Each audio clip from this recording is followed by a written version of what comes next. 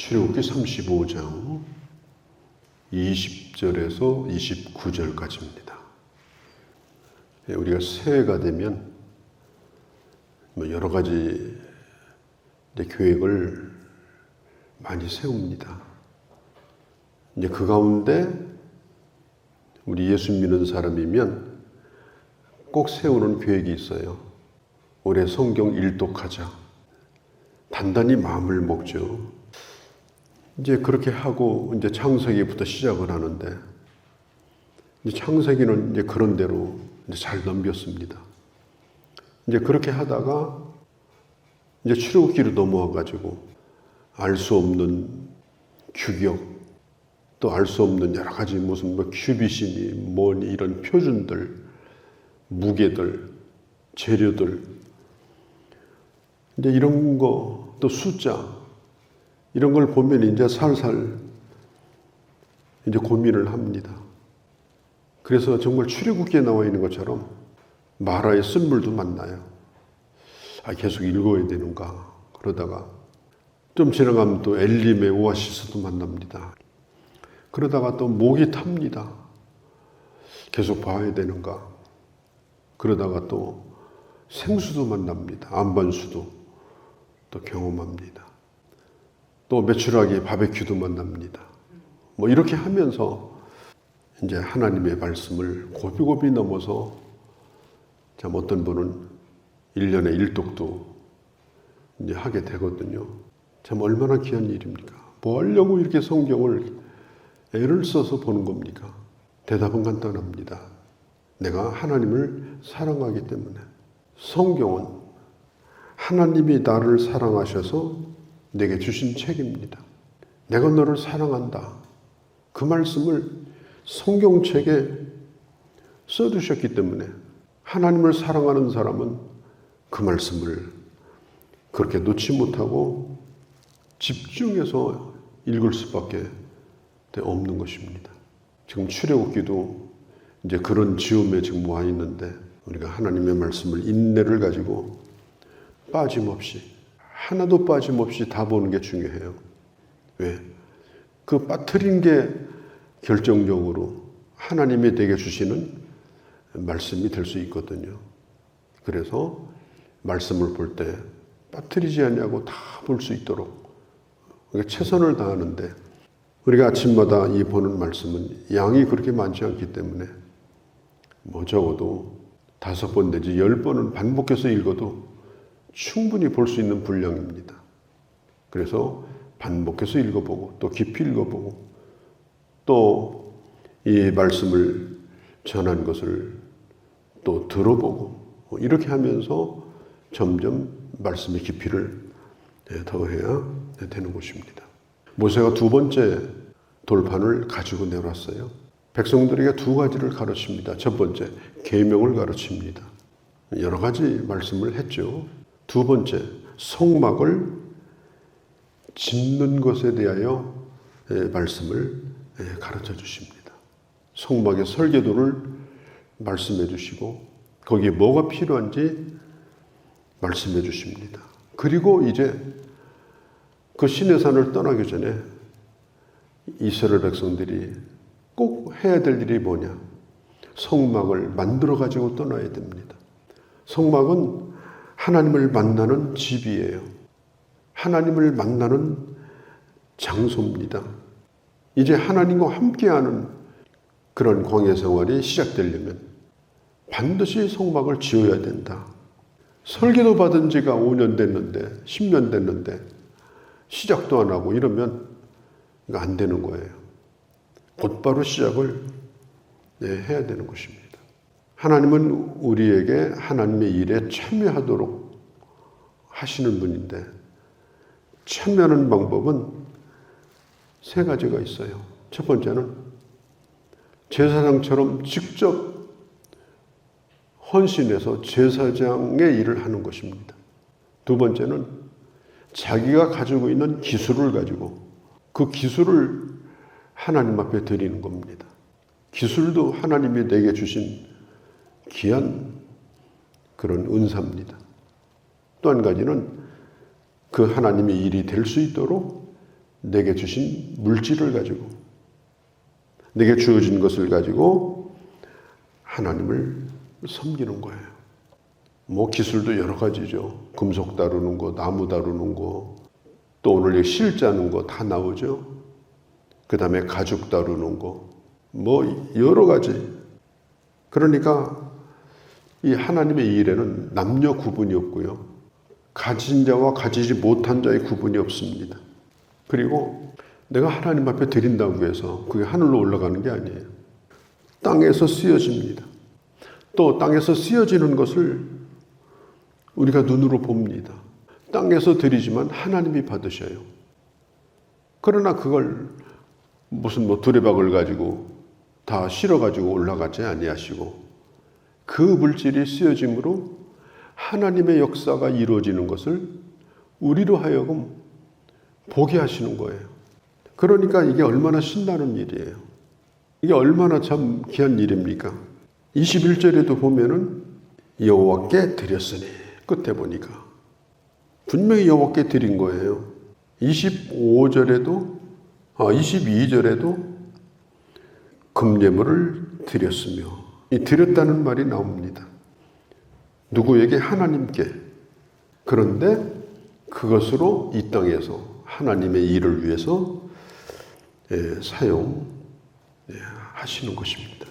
하나님은 사람의 마음을 잘 압니다. 사람의 특성을 잘 아셔요.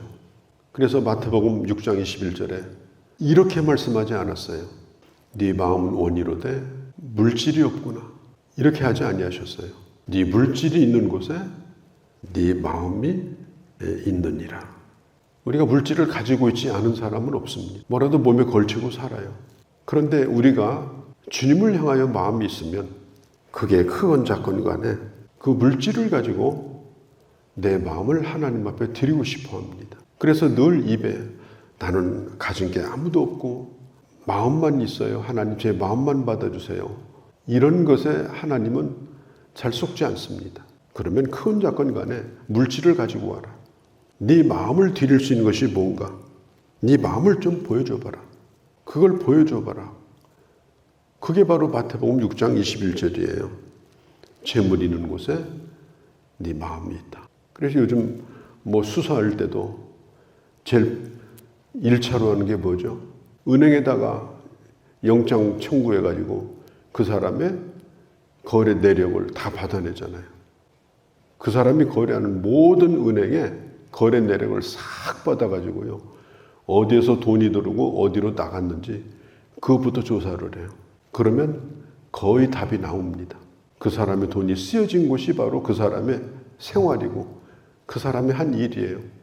우리가 하는 일이 뭡니까? 다 돈 쓰는 일 아니에요? 근데 다른 데는 다 쓰여졌는데 하나님의 일을 위해서는 아무것도 나간 게 없어요. 그럼 주님이 너는 나에게 마음이 없구나. 이렇게 판단을 할 수밖에 없는 거죠. 오늘 여기 보면 하나님께서 이 성막의 일을 하실 때 사람을 통하여 일하게 하셨고요. 또 어떤 사람을 통해서 일했느냐? 21절에 보면 두 가지예요. 하나님의 영에 감동이 된 사람, 마음에 감동이 된 사람. 또 한 가지는 자원하는 사람. 이 교회에도 마음이 감동된 사람들이 있습니다. 이런 사람들이 많아져야 교회가 됩니다. 할 일은 많은데 감동받는 사람이 없어요. 그냥 쌓아두기만 하는 거예요, 할 일을. 그러면 아무 일도 일어나지 않아요. 누군가가 감동이 돼서 그 감동의 파동을 일으키면 그 감동은 또 전염이 돼요. 뜻을 같이 하는 사람들이 생겨나요. 그래서 그게 감동의 상승작용이 일어납니다. 그러니까 처음에는 그냥 하나님 앞에 조금 한 거라도 하고 싶어서 그렇게 감동을 받았는데 그런 사람들이 한 사람, 두 사람 늘어나고 그렇게 함으로 인해서 이 하나님의 역사가 일어나는 거예요. 그러니까 감동받는 사람들이 교회에 많이 있어야 됩니다. 우리도 하나님 앞에 기도해야 돼요. 하나님 내게 감동을 달라. 그리고 자원하는 사람이라고 했습니다. 21절에 자원하는 자. 이 자원한다는 것은 누구의 압력이나 또 체면이나 또 경쟁심이나 의무감이나 이런 것 때문에 하는 것이 아니에요. 자기 스스로가 그렇게 하는 게 좋아서 즐거운 마음으로 하는 겁니다. 그게 바로 자원하는 것입니다. 감동된 사람이 많고 자원하는 사람이 많으니 그냥 줄이 끝이 안 보일 정도로 쓴 거예요. 그래서 계속해서 티끌모아 태산이라고 그렇게 하다 보니까 나중에는 너무나 많이 모아져 가지고 이제는 중단시킬 정도로 그렇게 모든 것이 충분하게 그렇게 채워졌습니다. 우리가 자원하여 드린다는 게 뭐냐? 누구 때문에도 아니고 그냥 내 진심으로 드리는 거예요. 진심. 나의 진심. 그게 바로 자원하는 거예요. 바라는 것도 없고 원하는 것도 없고 하나님의 일이라고 하는 것은 감동이 있어야 돼요. 그러면 다른 사람도 감동을 시켜요. 작은 거라도 참 기쁨을 줘요. 또 자원하는 마음이 있으면 너무 좋은 거예요. 의무감에서 억지로 이렇게 한다면 얼마나 부담이 되겠어요. 그러니까 오늘 이 두 단어, 감동된 모든 자, 그리고 자원하는 모든 자, 그런 사람들에 의해서 이게 성막을 짓는데 뭐 금이 얼마나 필요한지, 어떤 분은 수조 원이 들어갈 정도였다. 거의 필요한 이 물질이 수조 원이 들어갈 정도로 그렇게 어마어마한 그런 물질이었습니다. 금속도 톤 단위로, 은금을 톤 단위로 계산할 정도로 많이 들어가는 그런 대공사인데 그게 충분히 채워졌다고 하니까 이게 얼마나 큰 이게 헌신입니까? 근데 그런 역사가 다른 데도 아니에요. 그 광야, 아무것도 없는 광야. 또 광야이다 보면은 사람들이 지금은 내가 집을 못 짓고 살지만 가나안 땅에 들어가면 집 지으리라. 그나마 이거라도 있어야 된다. 그래서 어떻게 생각하면 물질에 대한 집착이 더 어려울 수도 있어요. 더 강할 수도 있어요. 왜? 그것밖에 없으니까. 집도 없고 아무것도 없고 가진 게 전부일 수 있어요. 오단벌에 애굽에서 가지고 나온 물질, 폐물. 그런데 그걸 내어놓는다. 이게 쉬운 일이 아닙니다. 얼마든지 숨겨둘 수도 있습니다. 그렇지만 이렇게 감동되어지고 자원하는 사람이 많아지니까 이게 모자라지 않는 그런 역사가 일어난 것입니다. 자, 25절에 보면 감동받은 슬기로운 여인들이 나와요. 손재주가 좋은 여인들입니다. 그래서 이 천 이런 거 짤 때 세마포 짜고 거기다가 무늬를 넣고 이렇게 하는 게 얼마나 이게 섬세한 일입니까? 대충 해서는 안 되잖아요.